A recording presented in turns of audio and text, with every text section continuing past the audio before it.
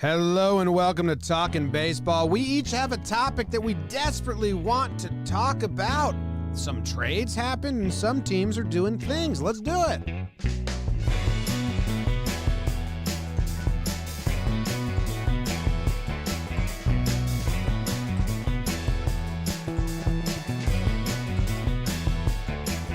Hello and welcome to Talkin' Baseball, brought to you by DraftKings. My name is Jimmy. Sitting next to me is Jake. In California, we have Trevor Plouffe, and behind the producer's desk, we have BBD. And we have a little, free flow episode here for everyone today. We each brought a topic that we want to talk about. We've gotten exactly a week of baseball, or 6 days? After today, kind of. After today, kind of. Yeah. Okay, great. This episode is brought to you by our most recent patrons who we love so much. Samuel Dial, Ryan Lorenz, Andrew Yinkst, Victor Munoz. Oh, my. Lesser Trash, Andrew Nash, Jonathan Corley, Calvin Han, maybe, Dexter Lapierre, Bruce Lambert, what's up, Bruce, Greg Sells, Lance Daniel Hepper, Manon Brombaut. That was good. No, it's good. Casey Horner, Rax, Dustin Stitcher, Tripp, Theodore Finkowitz, Corey Moore, Alex Iden, Drew Dakar, Jimmy Conboy, similar to my whole getup, from the Netherlands, Gus Williams, and Brett. Thank you very much to the most recent patrons. We appreciate you as always. Jake, how you doing? James, Trevor, big, bodacious baby David.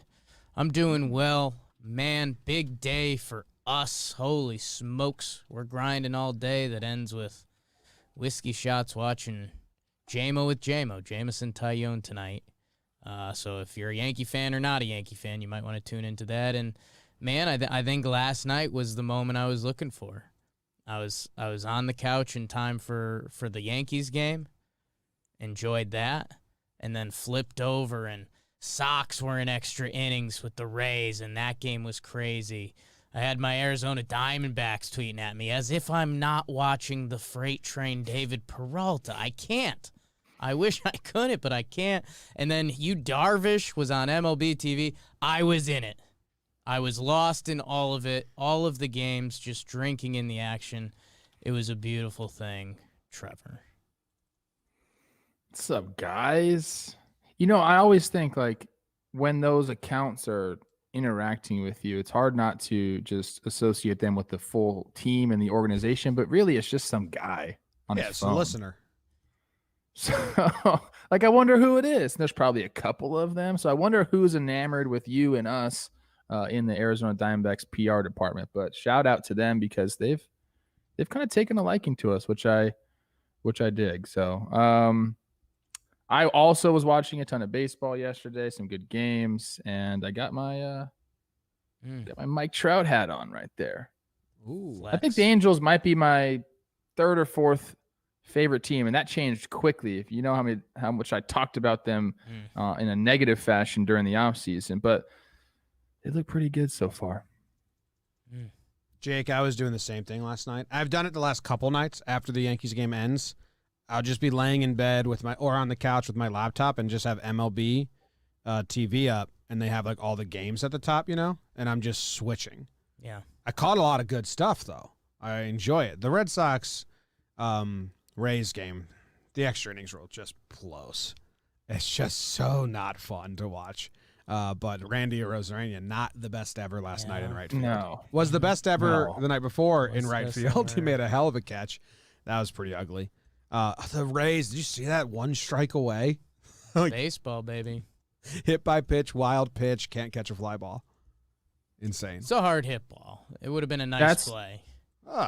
That's the no time, you can't kneel type thing right there. Yeah. I think that gets Calvin. Won that game. It's a big right field at Fenway. I know, but he turned the wrong way twice. And he wasn't that close to it. Yeah. I don't know. It would have been a great play. If he makes that Talking about play, Randy? Yeah. If he makes that play, we're calling him the best ever. Yeah. I mean, I don't know. I think like Mookie makes that easily. Like just Best He was defender in, in the he was game. in he was in defending. You know, he had to defend like the base hit, try to throw people out, and sometimes I don't know that ball maybe was right at him because they always say that's hard. But when I played the outfield, I felt the balls right at me were the easiest because you just Gone at the stand stadium. stand there. All right. There were some trades yesterday that were kind of interesting and weird, and just for everyone to put on their radar. The Brewers made a trade. They traded mainstay shortstop Orlando Arcia to the Braves. That was so funny how this broke too, because it was like the Brewers have traded Arcia to an unknown destination. Like, oh my God, they just really sent him away, huh? Yeah. The Brewers and Braves. The Brewers sent infielder Orlando Arcia to the Braves. I think he has a year and a half left in return for right-handed relievers Patrick Weigel and Chad Sabatka. I really didn't dive into this too much. Arcia doesn't really hit well, and he's been playing short for them for a long time and not hitting at that position for a long time. So I get that end. What's the other side? What's all the other stuff to this? Do you know it? Did you deep dive, Jake? What I know, and again, hey, Brew Crew fans, Braves fans, and we've got some Brave sources. I saw our girl Ashlyn had she was like happy to see Sabatka go, so I won't comment on that. I think this is just Dansby insurance for the Braves. Arcia has options, so right now I know Roster Resource lists him as the like minor league shortstop. So hey, maybe that's a box they wanted checked just in case. That's a good position to have insurance on. And man, we went through Arcia's numbers with the Brewers, and it's oh my God, is that me? Yeah. How about that, ESPN? It's a nice song. Yeah, we looked at Arcia's numbers, and it's like, damn, he hasn't done much hitting. He's been a solid defender, and he's had a couple big playoff games, but they've gave him past 5 years a run at shortstop for the Crew, and now they traded for Urias, who was the guy they got back from Grisham, and we wondered if he was going to be the guy. He got banged up last year. It didn't happen.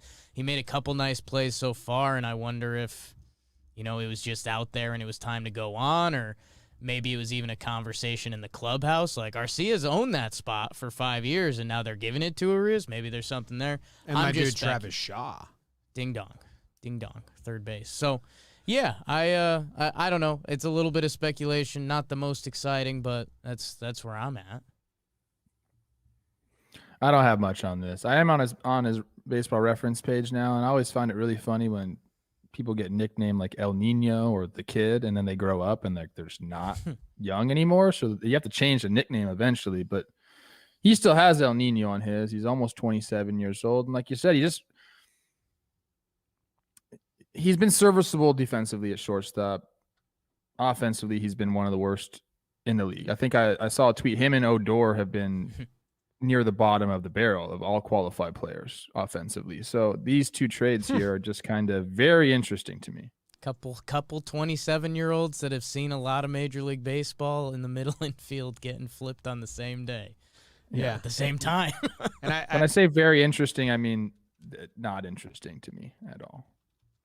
Well, yeah, I mean, we won't deep dive into the second one. The relievers that the Brewers picked up, one made his debut, Weigel. Sabatka's been around for a couple years. I'm guessing they have options, and it's just like relief support for the Brew Crew. Like, we can use two relievers that we can stash.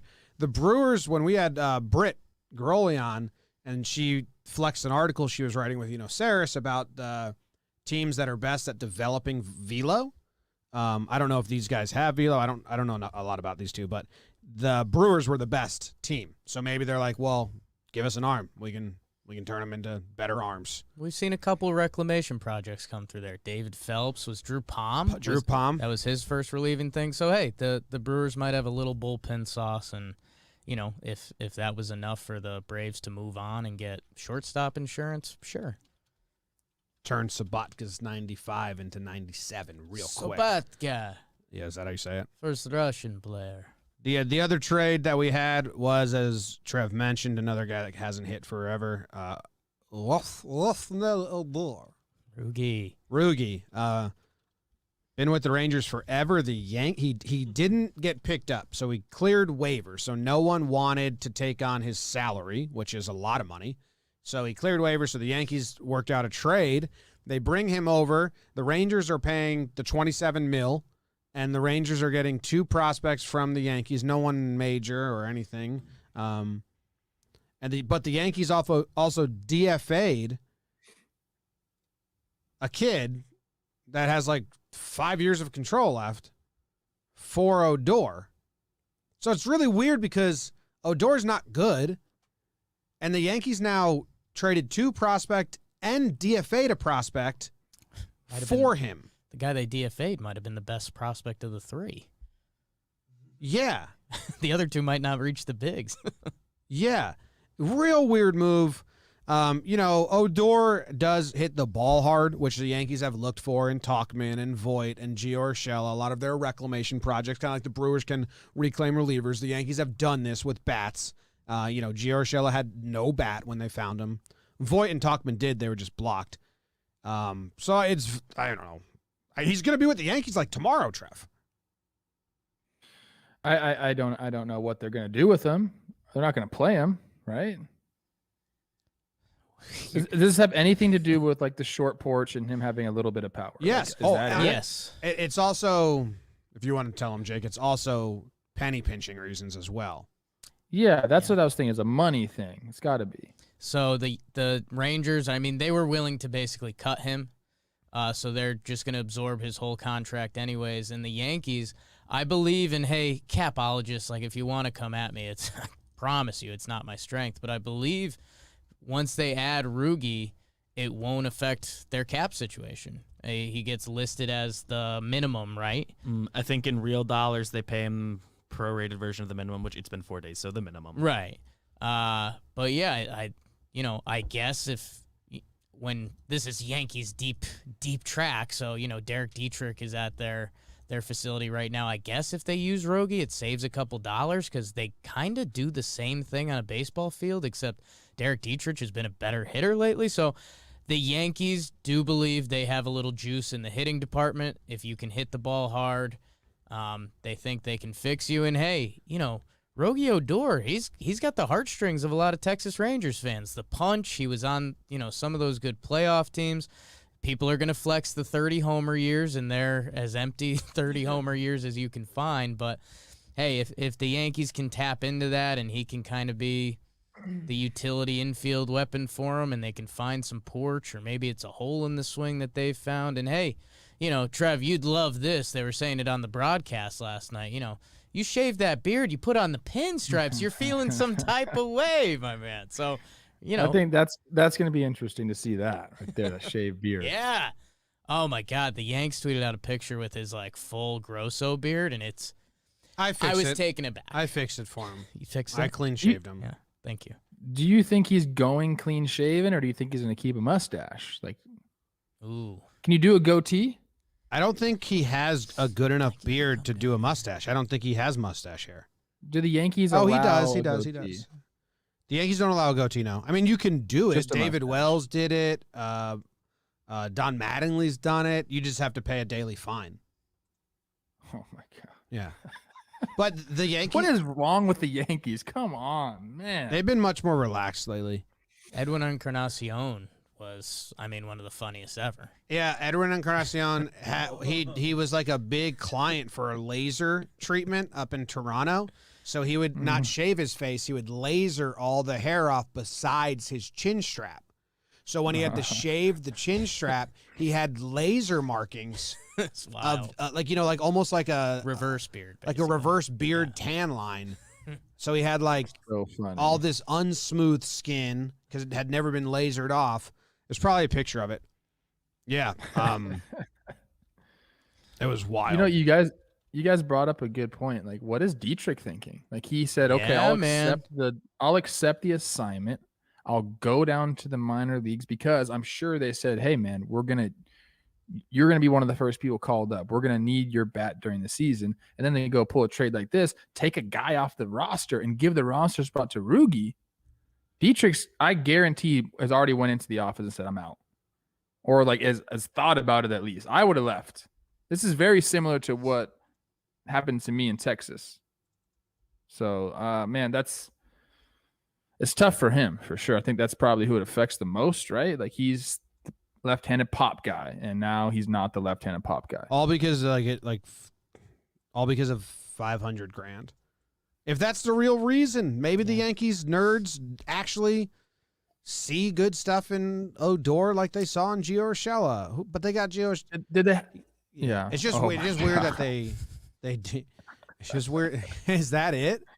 What'd you search to find that? I just searched Edwin Encarnacion Yankees and Search Edwin Encarnacion hot. Did oh my gosh. I mean, he looks good. Looks good. He's not going to win any beauty contest. God, contest. that's so funny. I forgot how funny this was. Like, he would get the stubble for night games, but just in his chin strap because he lasered the rest of his face to never grow hair ever. I want a laser hair. I want to laser this part right here. I worked for a laser hair company one summer in college. Wow. Sucked. Should I do it? No, don't do it. Nah. Because if you can never shave it like Edwin. All right, let's move on. We each have a topic we want to talk about. Trev gets to go first, and his topic is brought to you by FOCO. If you watched our live stream on opening day or saw any clips or any pictures, you saw us wearing these outfits. They're really silly and fun. They are the officially licensed fan merch. They have all the cover-ups, the face coverings. You can beat the heat with straw hats. Are those still in here? We have a bunch of straw hats. We wore them on the weekly dumb the other day. They got floral shirts. Trev had like a floral Astros bathing suit on and a floral Dodgers top. Jake was dressed silly. I had a bunch of winter clothes. A lot of cool stuff. I just went to the website. I searched Yankees, and they had just so many different styles and different fun shit. Yeah, there's Jake's straw hat. So you guys can get hooked up at FOCO now. Got to use the code JOMBOY10. It's all caps, JOMBOY 10 for 10% off select products. Head to FOCO.com. Like if you're planning on going to a summer ball game, Yeah. a summer day game, some of those floral shirts or even the straw hat, it's just like people are going to stop by and be like, I like your shirt. I can guarantee you'll get some heads turning in a good way if you wear some FOCO gear to a nice sunny day game this summer. Trev, what do you want to talk about? I want to talk about FOCO real quick. This is a true story. Okay. Yesterday, our housekeeper was over, and she was putting some of my laundry away, and she held up the Astros FOCO shorts and says, I love these shorts. Wow. There you go. I mean, I legitimately got a compliment out of nowhere. Big about fan my of FOCO cheating? shorts. Trying to get in your pants, make you She cheat might on be. Olivia? I think that was a hint. That was the best. Messed up. I think it was a hint, Trev. You think Mela wants to hook up? Yeah. I think so. she's trying to see your policies on cheating. I have a strict no cheating policy. That's a good policy for a married man. Cleanest good. guy in baseball. I have the same policy, actually. All right. I DM'd Olivia yesterday. You know what she mentioned, because she has a Look at Jake's private smile. IG. No, this is true. This is true. I swear. She mentioned she has a private IG, and she came across like a friend request from you. Yeah. And she's like, oh, like, you know, like she's like, does Jimmy have one too? Like she feels bad like leaving people in limbo, but she gets like a ton of these requests, and she doesn't, because she's private, has to like go and like manually put the people in. So Is she posting? Don't feel is she bad. posting family shots and Teddy and she's just Isla? family She shots. posted a beautiful Instagram story of Trev and the kids in the pool, and it was like a beautiful family picture. Like put it in a frame, put it on the countertop, and Trev's wearing a Jake Sucks hat. God damn it! I just requested her from. It's pretty. I just requested her from Talkin Yanks, not my Okay. personal. She doesn't need to accept the Talkin Yanks one, I'll tell her to go. Yeah. I'll because tell her to then go. actually tell her not Yeah. to, because then Kyle will have too Yeah. much. Like tell her don't accept Talkin Yanks. Oh, not talking Yanks. Not yeah. Talkin Yanks. Hell no. BBD, you're like probably on the fence right now. Working I'm not sure I'm gonna let you We'll in work there because you're hot. Wow. I'll earn your trust. You're too hot. Too hot. Zach, No. hell no. No. Zach's way too Will hot. not let that happen. Trev. All right, what do you All want right. to talk about? I have the soundbite ready. You just give me the intro. I'll play it. I don't think there was another pod on the planet that wasn't, you know, in Cincinnati that was on the Reds as much as we were last year. We gave them every chance to be good. They just weren't good. They made the playoffs. We even got back in the playoffs. Like, they can do it. Like, this can be the team that scares everybody. And then they just got steamrolled by the Braves. see these guys in a 3-game set. We kept saying that. Or at least I think it was me mostly. We I all don't know did. who it We were was. all like, it can be scary. We And didn't then, wanna see their I pitching. In a I fell pregame off set. because I just started being like, well, they suck. And then they went out with a whimper last year, and they were probably a better team last year because they had Bauer in the starting rotation, blah blah blah. But then they come out the start of 2021 season. There's fireworks against the Cardinals. Nick Castellanos is just dropping D everywhere. Tyler Naquin's hitting the ball out of the stadium, doing it. Votto looks good. Moustakis crushing balls. Everyone's crushing balls. And then yesterday, Amir Garrett had the sound bite of the season so far. Go ahead, Jim. My gosh, it's a domino effect. Everybody's gonna feed into it. I want everybody to think that Cincinnati Reds is like the most cockiest team ever. We're some bat flipping, showboating son of a guns, and I want everybody to know that. We have shirts up yet? Bat flipping, showboating, son of a guns. That is what I thought about that. I'm sure everyone said put it on a t-shirt. It's on t-shirts already. Yeah. There's no way. 100%. But I love that he's given them an identity, and it's kind of like it wasn't forced. Like they've been acting like bat flipping, showboating, sons of guns. And I think that is the kind of identity that this team needs. They don't really have the pitching staff. They need Sonny Gray to come back. The bullpen's okay. But these guys, if you look at the lineup, they can go and bang with anybody, especially in that park. And they have been doing that. If you look at the statistics right now, and look, obviously it's 5-6 games in. But let me get it up here. MLB team statistics, they are second in average only to the Dodgers because obviously the Dodgers are the greatest. They lead in runs scored. They lead in OBP. No, they're second in OBP. They lead in slugging, and they lead in OPS. They've come out just like gangbusters and have smushed the ball. And we talk about the NL Central being a wash this year. I think a lot of us picked the Cardinals and then the Brew Crew to kind of surprise. But look, it's going to be up and down all year. A bunch of teams vying for the throne of the NL Central. And we maybe not with a Tatis injury, but we have said that the wild card's not coming out of there. So there's going to be one team that reigns supreme, and they're going to get to the playoffs. For the Reds to do that, they're going to have to bang all season long. And I love the attitude that they're taking. I love that Amir Garrett came out and gave them an identity, and they're going to roll with it. I think it's really hard to have that particular identity through 162 because it's exhausting and you put a target on your back. But when you need to go and you know you're probably not the best team on paper, go ahead and give yourself the identity. And I love the soundbite. I love the quote. I love all of it. And I think for the foreseeable future, they're going to ride this big dick wave that they got going on. And I'm all here for it. I'm curious to see what you guys think about it. Out of their 9 starters so far after week 1, 5 of the guys' OPSs start with a 1 dot. So they've all come out hot. I think the worst is Eugenio Suarez, and he popped a homer recently and coming out of it. He's got 611 OPS, but obviously things get very skewed here. Very hard to find like a middle of the road stat line after a first week because someone's either hot or someone's either cold. But I like what you're saying, Trev. It's really hard for teams to get an identity. And I do think that even if this is great for Reds fans, like a rallying cry of sorts, as long as Reds fans accept it and adopt it, obviously you still want to win. But if they're out there competing, if they can be in the hunt for a wild card or just be playing competitive games day in, day out with that energy and that identity, I think that's a lot of fun for fans. The identity is a ton of fun, and it feels real. Like Amir Garrett's been that dude on Twitter for a while. He's kind of wanted this. Castellanos, like none of that was forced last week. Like that was just Castellanos kind of being a bad dude. I hit a dinger. I'm going to do a couple hops. I'm going to stand over you. Like it wasn't, they weren't trying to be WWE. A couple of those guys kind of are. And I think the other kind of hidden secret about it, we talked about the Reds, how we kept waiting last year. It's not happening. When is it going to happen? This hitting the first team ever to have more walks than singles. Right now, they're leading the whole damn lead in OPS. So guess what?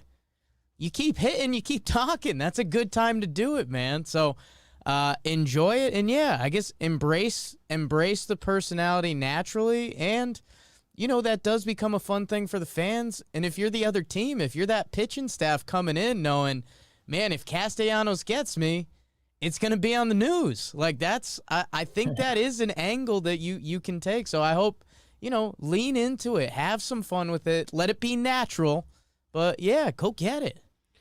That's the thing is I don't think it's forced whatsoever. I don't think anybody is going up there and of all the Castellanos stuff, the point I made about it wasn't premeditated. He was just doing things in the moment. So I am okay with any sort of emotion if it's real, and that's what they've been given.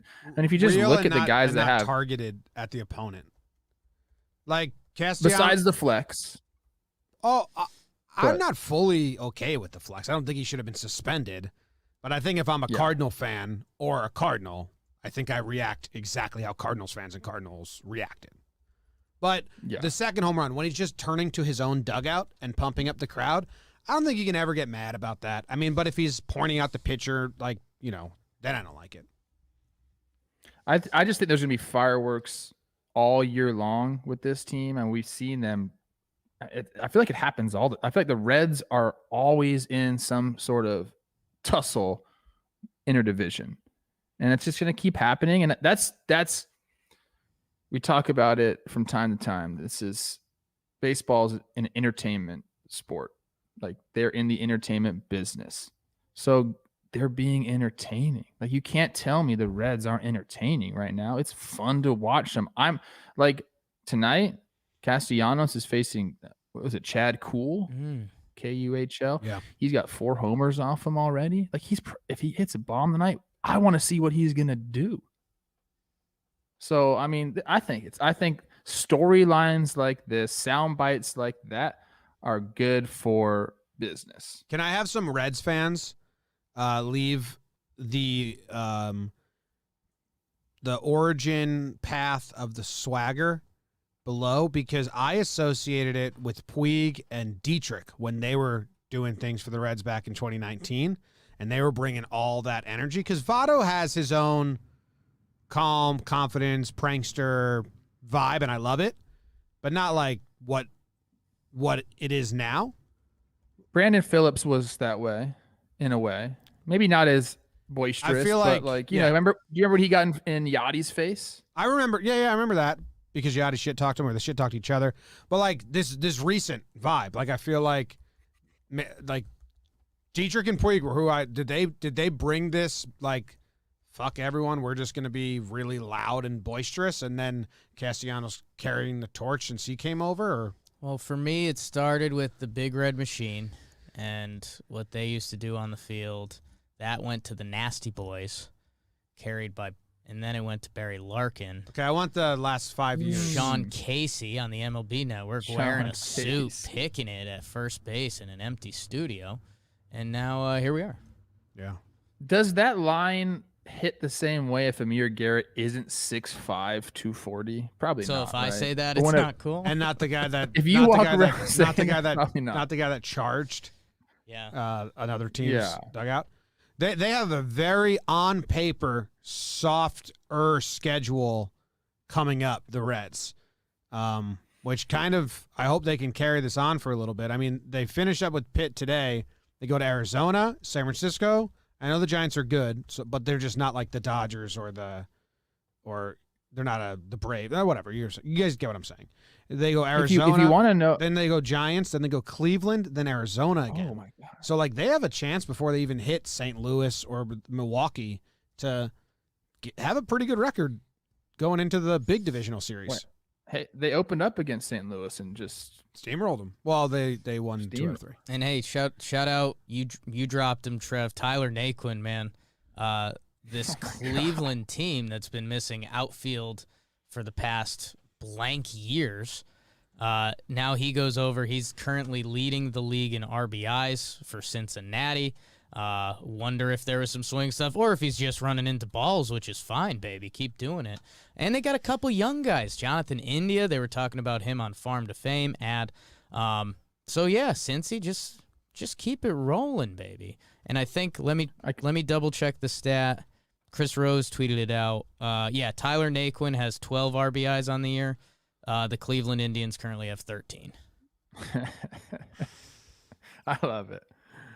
I'm sitting here reading Amir Garrett's page here, and if you want to know why he's got kind of this hardened attitude, like wants to fight, grew up in Victorville, California, then went to Henderson, which is right outside of Las Vegas, and then he went to college in Queens. So he's kind of had this little run-of-the-mill little trifecta there. Those aren't of soft. places where you're not going to be soft if you're making a stop in each of those 3 places. So good for Amir Garrett. Good for the Reds. I love the identity. It's definitely on a bunch of shirts.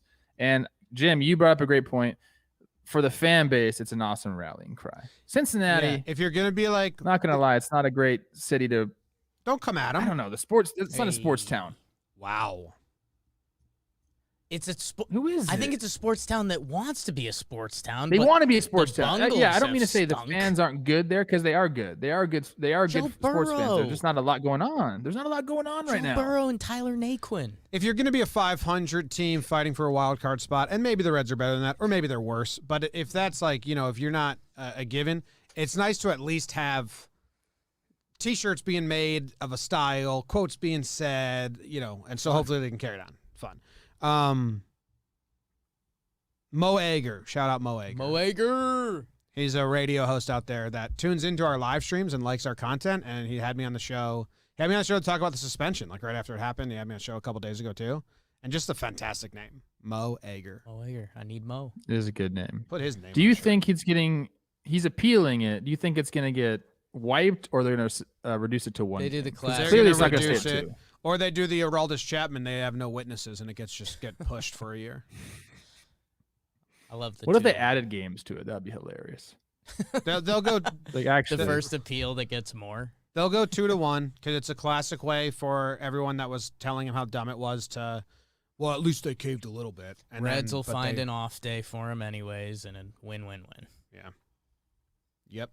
All right, Jake and I each have something to talk about, and they overlap a little. I'm going to go first, but Jake and I will also be doing our 2-hour Wednesday radio show today called John Boy and Jake Radio, Trev. And during halftime of that radio show, people send us snacks. We've had snacks from Germany, Australia, Canada. We try a bunch of different foods. And the last week we tried 2 cereal boxes from Magic Spoon cereal. And this week we were trying the 2 other flavors. So if you want, it's probably around 1 o'clock this afternoon on John Boy Jake TV. But yeah, Magic Spoon cereal is healthy cereal for adults. Growing up, cereal was the best part of my day. Whenever there was a meal that I didn't like, or I went to a friend's house, my mom always said, like, you cannot complain, but you can have cereal and shut up about it.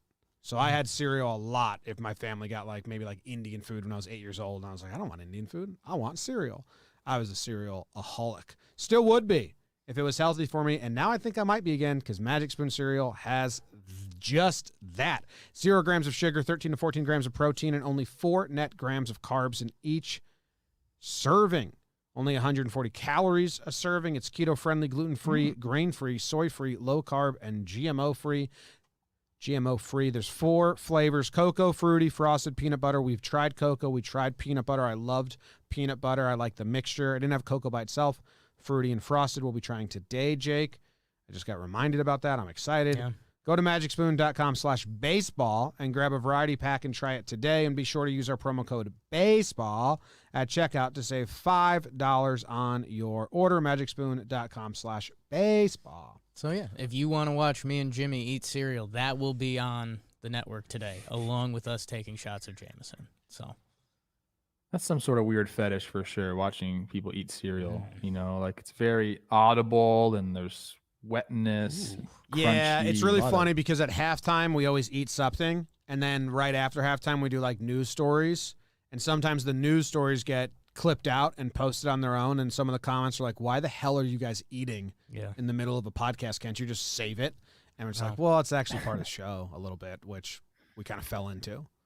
Tried some good You stuff. said you did a mixture of chocolate and peanut butter. How was that? Because that It's sounds good. delicious to me. It says on the packaging, like mix cocoa and peanut butter to get like a Reese's mixture. It was good. And then the milk was kind of just chocolate. So then I just added peanut butter in, and that was really good. You too. wanted to go 80-20. God, you added like a scoop of peanut butter. No.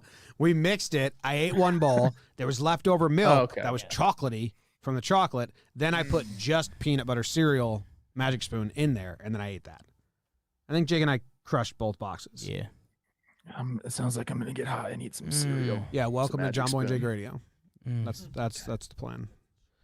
All right. Jim. I want to talk about the A's. I've been tweeting about it every night. Yes. I've been watching this. It's incredible how bad they've been. They have allowed 50 runs in 54 innings, and we're not talking about like there was one 16-run game that skews this. They let up 8 runs, then 9 runs, then 9 runs, then 9 runs, then 10 runs. And yesterday, their season low, 5. Congratulations. They only allowed 5 runs. Yesterday, Trev, the A's also had their first lead of the season. They went up 1-0. It lasted 5 batters before the Dodgers tied the game. They've been beyond bad. Like, obviously, the pitching's bad. That you just heard all those numbers. Hard to win when you're averaging whatever that is, 8 runs a game, 7.5 runs a game. Harder to win, even more so when no one's hitting. They've had 8 guys play in 5 of the 6 games. The best line is Jed Lowry, who was like a surprise, and he's got a 263 average, a 364 OBP. And no power, so it's a 732 OPS. Marcana, he's up there as well. Love me some Marcana. But bat flipping season, baby. Chapman's been brutal. Mitch Moreland's been brutal. Elvis Andrews has been. He's 1 for 21. Yeah. Olson's OBP's good, but they've just been bad all around, man. Starting pitching, bullpen, hitting. I don't know about the defense, but I remember seeing some tweets that there's some sloppy play. It's wild. So I kind of wanted to ask you guys, they're 0-6 right now. I wanted to ask you guys how big, like 6 games is nothing in the grand scheme of a season. I don't think their season has been altered by these 6 games at all if everyone snaps back and plays to their potential. But when does the hole become too big? If they lose their first 10 games, are we officially like, I don't think they can win the division? If they lose their first, I think the NL record is, I just pulled this up. The NL record is 14 games to start a season losing by the Cubs in 1997. And then the AL is the Orioles in 1988. They lost 21. Yes. So obviously it's only 6 games, but they're not losing close. They're getting beat on every single side of the ball. So I think that's a little more to it. Because if it was like 6 games and they're 1-run games and, oh no, this guy blew a lead, blah, blah, blah, like every single player besides like 2 guys is playing awful. When does the hole get too big where you're like, I don't think they have a shot at the division? Your A's, Trev. I don't know. I don't know when or what the number is. I mean, if you don't want to lose any more in a row right now. I mean, going 0-6, you need to get that dub. I think I was a 0-7 team at one point in Minnesota, and that felt like you just felt like you were letting an entire city down, entire fan base down. You know, they have recent success, so I don't think their fan base is like flattened like our Twins was. It was like another season of this. That's kind of how it felt. I think they still have a good enough team to bounce back. And let's not forget that they played the Astros and the Dodgers. So well, far. Guess who they play next, Trev? Probably someone good. They play Astros the Astros again. They play the Dodgers today, and then they have 3 games against the Astros in the weekend set again. Is it wrong that I kind of want them to lose all the games? In Houston. And you know it's hard to win in Houston. Golly. I mean, I think best case scenario is they're going to end up, so that'll put them at 10 games. They might be 1-9 after those games. I think the schedule is huge. It's Houston and the Dodgers.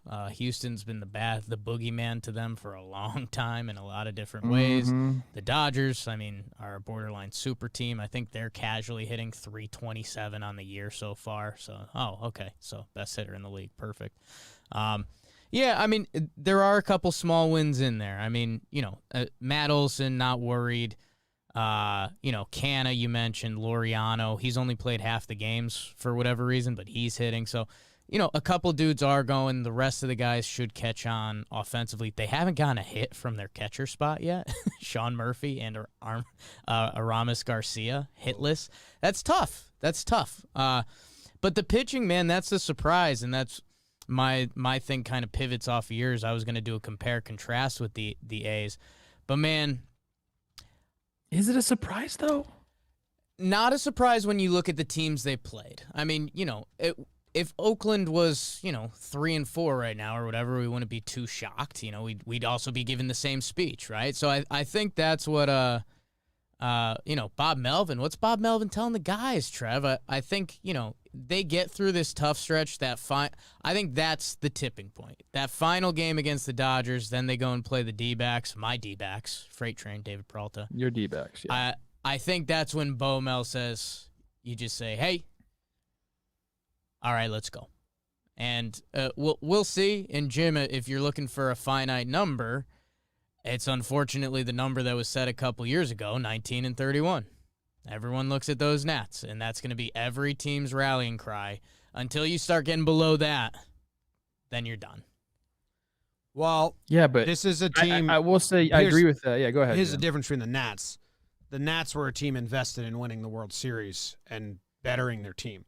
You can lose management before you lose the fans with the A's. They got a bunch of guys that are free agents at the end of this year. And if the management thinks that they have a better opportunity to trade, they will. If they go to the deadline not in first place, they're sellers, not buyers. So that's where I think it's scarier for the A's if they dig a big hole. And they also don't have Scherzer, Strasburg, and Corbin, the three-headed monster. And they don't have Juan Soto and Trey Turner. Like, they have some guys, obviously they have Olsen, Chapman, that need to step it up. But if you're just looking straight at their pitching staff, I feel like every offseason when we're going over the A's rotation, their pitching staff, are like, God, I don't know how they're going to get it done, but they're going to get it done because they're the A's. That's just what they do. Eventually, one of the years, they're not going to get it done. And if you're just kind of looking at the guys they're throwing out there, it's like, okay, look, these guys are good major league pitchers, but when you put them up against the Dodgers and the Astros right now, I don't know, man. Like Jim said, 9 runs a freaking game. It's bad. Let's see where they're back. You can't sugarcoat that. Let's see where they're around May 2nd. They're finishing a second series with Baltimore. They played Detroit and Arizona in between there. If baseball is a grind, man, May 2nd, and then probably the second checkpoint would be, you could do this pretty easily, but, there's a Seattle, Colorado stretch where they play a bunch of games there, end of May, start of June. But I wouldn't be shocked if by either of those checkpoints the A's are back around 500, doing their thing. They got a lot of guys. And Jim, I think that was the only thing I'd push back on. Like, if the A's are in the wild card race, they have made moves in recent years to try to enhance the team around the deadline. So if they're around the wild card, Those are wild card teams, or Houston's With run Lester? that division. No. When they made those trades, Those were a few years back. yeah.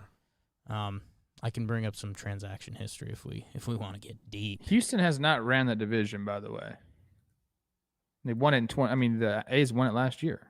Yeah, and then they got embarrassed in the ALCS. Says They the did. ALCS is I down to agree. Houston. Let's set that May 2nd date. I'll need to vote right now. Will they be 500 or better May 2nd? No. Their schedule's too tough, and Puck is the only person that's played well. And you could look, and then the two guys I named, but they're not even for first week good. It's not crazy. So I'm doing a cross plug right now. Jimmy's Dumb Prop Bet of the Day. It used to be on the Talkin' Baseball pregame show. I forgot to record my selfie video and send it to Erica this morning. I'm going to record it right now. Everyone that's watching and listening, make sure you go vote. I am 2-0 in my last two. 2-2 on the season. Here we go. Jimmy's Dumb Prop Bet of the Day today. A's. They let up a lot of runs. They've let up like 50 runs in 54 games. I'm putting the over-under at 7.5. Will the A's allow more than 7.5 runs or less? Choose below. That's my line. Luzardo's pitching. Bang. Go vote on it. It'll be out later today. Under 500. 7.5. Under 500, It's a May high line. 2nd. I'd take the under. Over 500, June 6th. Someone write it down, because I won't. Them the rules. Those are the rules. I haven't looked at the schedule at all. You say they have a tough schedule through May 2nd, or is it lighten up after? Well, May yeah, 2nd, sure. they get a couple breathers. You get a double Baltimore series, Detroit, Arizona. I mean, that June date, there's a couple Colorado, a couple Seattle that they could, 0-6, it stinks, but you sweep the It's Orioles not or something like that, insurmountable. you're back. So we'll see. Yeah, I'll take 500 or yeah. better. May The 2nd. only thing that my point is it's not a competitive 0-6. They've been out of Oh, yeah. every game by the third inning. They're getting whooped by the bad guys. Yeah, they were it's playing gotta two of the feel better teams in I mean, baseball. They're getting whipped by the bad guys. Getting swept by the Astros, if you're in Oakland, God. that hurts. At home, right? Mm-hmm. Yeah, Oh, not enough vuvuzelas. I've been there, guys. You'll be all right.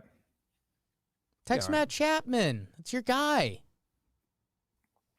I'm gonna let him get a little hot, then I'll text him. Let him feel. Or do you think I need to pump his gas up Let a him little pump bit? his gas, baby. Fill that tank up. Tank me. All right, Jake, what do you got? Jim, I mentioned I want to do a compare and contrast with the A's. I wanted to get under Trev's skin a little bit. I ended up in a better place where I can taste Trev, I can taste ourselves, and I can just taste everything. Magic Spoon, Jameson shots.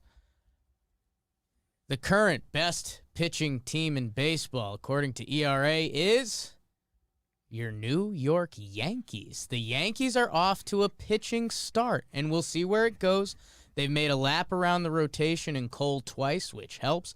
Again, like we mentioned, J-Mo tonight. Jameson Taillon, their new piece. He makes his debut, and that'll be all the pieces. The Yankees, their main dudes have looked good, and the other team that I wanted to compare them to, that again, I think we'll track it as the year goes, Trev's Philadelphia Phillies. Out in the Illadelph, they're out to a hot start, and if we start talking about competition and who you're playing, Yanks played the O's, they played the Jays before that, whose lineup is stacked. Phillies, they went Braves to Mets. Couple teams that can hit, they reworked the bullpen, and I did some Jakey butterknife stats here. The Yankees, back in 2019, the full season, last year, 2020, they had the 8th best pitching in the American League. Middle of the pack, that's ERA. They're the Bombers. They hit. They pitch enough, and they do their thing. Right now, they're first, and the guys that are doing it, I even cut out Mike King, our guy, had a really nice performance, and a couple of the other guys. The dudes for the Yankees. Cole, you know him. I just clicked away from the page because I'm a piece of shit. Cole, Kluber, Montgomery, Chad Green, Loizaga, Chapman, Darren O'Day. They're guys right now. They have pitched 32 innings, 3 earned runs. That's a 0.84 ERA. Those are the dudes for them. The Phillies, on the other side, they're technically third in the NL. The Mets are ahead of them, but they've only played 2 games. They're second in the NL to the Padres right now. Padres pitching, people are talking. Wheeler, Nola, Eflin, Alvarado, the closer, Neris setting up, Kinsler, who were on Trev, Brogdon, Archie Bradley, Chris Rose rotation, Sam Coonrod, the guys out of their bullpen and their guys in the starting pitching staff, 33.1 innings, 4 earned runs, a 1.09 ERA. These guys are dropping it right now. Interested to see how it continues for the Yankees. Kluber and Tyone are going to be two really big pivot points on that. Jordan Montgomery looked really good. And for the Phillies, I mean, it's the bullpen. And think about everything we talked about with the Cincinnati Reds. Last year, their hitting just never got it going. Phillies, the bullpen just turned into a house of horrors. They added some new dudes. Alvarado looks gross. Sometimes he doesn't know where it's going, but it looks filthy getting there. Kinsler got a big ground ball, bases loaded double play. He did that against the Yankees last year. That's kind of just what he does. Girardi's got his pieces to work with. There's another Yankee tie there, baby. Want to watch these teams pitch? Because if the Yanks can pitch with the elite, that obviously changes their outlook. And Trev, your Phils, man. That's the key. I'm in on the Phils. I don't know if I'm in on the Yankees having an elite pitching staff. I get it that they've done it so far. They've done it what the I last do 5 like years is too. Regular season different. ERA. I mean, throw it out the window for all I care. A little bit of a Throw it different out. staff this year, but okay. Teams are different. What I like about that is the Phillies addressed where they were just historically bad, and so far it's been good. And they did it for very cheap, and they kind of found guys that were, like Jose Alvarado just was kind of thrown to the wayside. Brandon Kinsler, after having a good year last year, thrown to the wayside. They pick him up for nothing. Spend a little bit of money on Archie Bradley. He's kind of like the face of the new bullpen. But they've been really good. Both teams have been really fun to watch. I'm happy that Zach Wheeler is kind of doing his thing, because when he signed in Philadelphia, a lot of people thought they overpaid for him. And he was going up and he was having to deal with Thor and DeGrom and getting compared to those guys. And it's honestly not that fair, but he's been lights out there. He's been really good. You pair him with Nola. Now Eflin, my guy, has been pretty good. They think they found something with him. So I've been on the Phillies train for a while now. It's only 5 or 6 games in, but I'm excited to see what they can do. I mean, similar to the NL Central, the NL East is just going to be a shit show this year. I'm here for it. Girardi loves roles, so I'm interested to see how this plays out, because I think he has Alvarado as the 8th inning guy and Archie as the 7th inning guy right now, and in like the save situation, close games. Alvarado's, I think he's closing. He got the save, and Neris got a save as well. Those are the two guys who've gotten saved so far. Neris is pitching. I think he'll piece it together depending on the situation. If there's a situation where he needs a ground ball, Kinsler's your guy for that. Like if you're trying not to give up a homer and maybe you got a 3-run lead or something like that, Kinsler's a guy you can bring in. I think they can just go closer by committee, and that's probably what they'll end up doing, riding the hot hand. They don't have someone like a Chapman who's just going to come in and that's your freaking guy. They're going to just find a lane for these guys. And you've told me Girardi knows how to use a bullpen. But his strategy is usually not that. So unless he changed because baseball's changing, Girardi has always been, he's the 7th inning. He's had the guys. Yeah, but I'm saying he has guys now. He has guys now. But he had Mariano.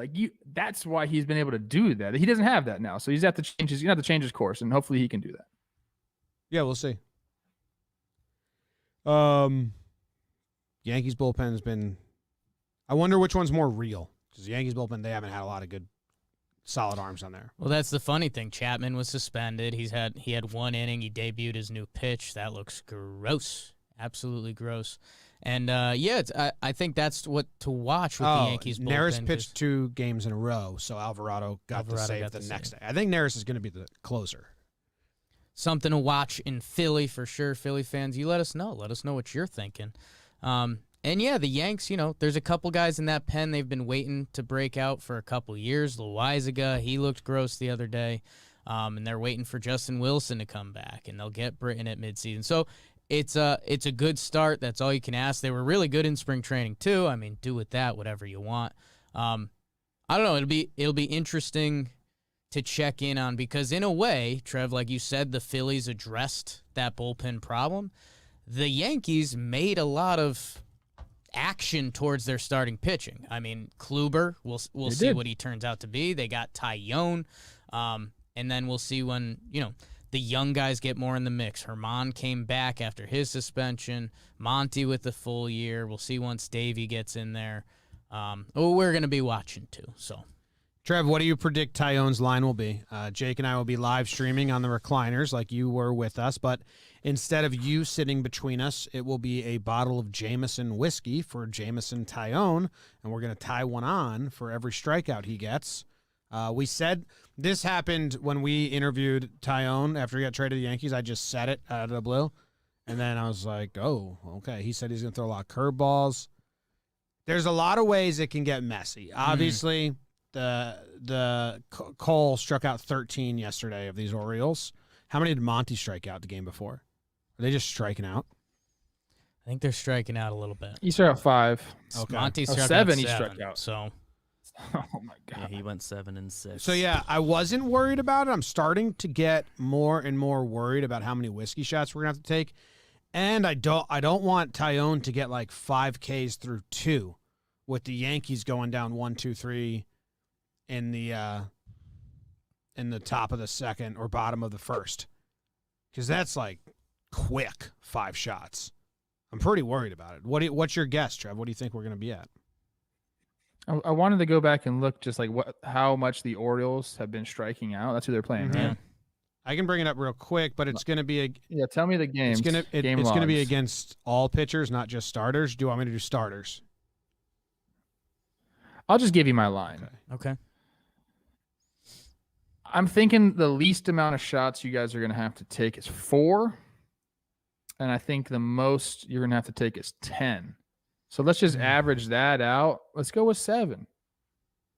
That was quick, good math That was right quick, there. good math. 7 shots, and I'm hoping you guys aren't going to use like the little plastic baby ones, like a real shot glass. Dugout Mugs shot Dugout glass. Mugs. Because if you're going to commit, Dugout Mugs is if you're sponsoring going to it. commit to doing this, oh, you're doing the bat The- nap yeah, shot? the the bat bat knob knob. shots. Yeah. So Orioles struck out 8 times game 1, 10 times game 2, and this is against Red Sox pitching. Game 3, 2, 3, 6, 9, 10, 15 times game 3. The first game against the Yankees, they struck out, holy shit, 4, 6, 7, 9, 10, 13 times. And then last night, A lot of them. 14. I'm hoping it's 7 and up. I'd like to see you guys 7 get and absolutely 5 would shitty. be, I think, a good amount spread out. We'll be drunk. We won't be crazy, and it'll give us enough distance. But yeah, if he only pitches 3 innings and strikes out like 7 guys, Trouble. What do you think, Jimmy? You're our kind of Vegas. You mentioned your dumb prop bet of the day. What do you think the actual Vegas over under on Tyone strikeouts would be? Like 5.5? I was gonna say 4.5, 5.5, 4.5, 5, because he's gonna have like a 60 pitch count. Like he's gonna have like a 65 pitch count. Might be a little higher. Why? I mean, they're already babying him and going 6-man rotation and being very open and honest that they're gonna, reduce workload. And Domingo Germán, who also hadn't pitched last year at all, Boone was very open that he's going to be on a shorter pitch count than everyone else first time through, and Tyone's same situation as that. Everyone else was on 85, so I just drop it down to 65. Gone through 68. He also got into some trouble at one big inning. So, yeah, we'll see. The worst case scenario is that JMO has a bad outing and lasts like an inning and strikes out Oh, like one God, it would be a person, and- disaster. So let's just hope that he gets through 4 innings and has a few strikes. I mean, if he we got to see strikes some out, contact. almost like if he strikes out the side in the first, we're fucked Mhm. because that's not that much whiskey, but like, in 5 minutes, 3 shots, and I haven't taken shots of whiskey in maybe a decade. Do you know this was the first content Jake and I ever did, Trev? We'd sit on stools in my basement with 3 cameras pointing at us and big lights, and For sure. our friends would like write in questions on Facebook and YouTube, and we'd answer a question, take a shot of whiskey, and we'd do 12 a night. So by the end, we were just blackout drunk and then we'd watch it the next day and be like, so what did we say? Oh my God, sounds about Parents right. didn't like that show. From what I've heard of your guys' past, We did about like 8 of those. Moms weren't a fan of that show. Are they still available for I consumption? think I unlisted all of them because I have no idea what we said. We'll save them for another day. Rainy day. Okay. Yeah. I would say I'd join you guys, but I don't put that in my Mm. body. Temple. I want you guys. Hey, also speaking, the last time I did have whiskey was not too long ago because I was with you, Jake. You made me a bad boy. The picture from our dinner together is my new header picture on Twitter. Yeah, so enjoy that. Let me see this. Let me see what you're talking Let's about. see what you're working with here. Coach Trev. I mean, it's just Jake. That's just I thought it was going to be like a nice picture of the two of you me looking together. into the distance now. No, it's just Jake. Good man ponytail Just- on the back. yeah, I just look like a lost soul. Yeah, a little bit. We had a Cracker Jack old fashioned. It was delightful. We got a bunch of Cracker Jacks in the office. Maybe we have those too. Cracker Jacks and whiskey is kind of like a low key fire combination because the caramel notes hit Mm. together. Yeah, my teeth hurt Look out. thinking about it. Yeah. That's like the next morning you wake up and you're like, did I go to the dentist? Why do my teeth hurt so bad? All right, those are the three things we wanted to talk about. That's the episode today. Anything else? Anyone else got anything else? Anything else? Got anyone else? Boba Fett's so hot. There were a lot of injuries, You guys talked about Good the. singer. a lot of scary injuries. You guys talked about Carl Ravitch, right? And him, that whole thing. We did it on the Weekly Dumb, and I went pretty hard at ESPN. Come on, Trev. I don't know Carl. if you saw. I went pretty hard at him. We're gonna assume that was the producers. We're gonna assume Carl's better than that. I don't know. Carl, come on, dude. Yeah. All right. Jake and I will be live in 45 minutes for John Boy and Jake Radio on that YouTube channel. If anyone wants to tune in and have some fun over there, we'll see you Friday morning for the next Talkin' Baseball series recap show. Goodbye. Farewell. Auf Wiedersehen. I'm going to do that again. Join me and Chris Rose, John Boy Media, Instagram Live, 8:45. Ooh, 8:45? 11:45 11:45 Eastern.